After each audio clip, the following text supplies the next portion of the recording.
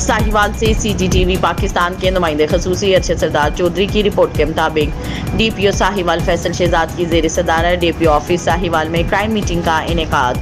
Meeting में SP investigation Sahiwal Muhammad Tahir, ASP UT Bangal Khan, DSP organised crime Sahiwal Mukhtar Ahmed और ज़िला हज़ा के SDPOs और SHOs ने शिरकत की। DPO साहिवाल फैसल शहजाद ने IG पंजाब डॉक्टर उस्मान अनवर के विजन के मुताबिक SDPOs और SHOs की फर्दन कारकर्दगी का जायजा लिया।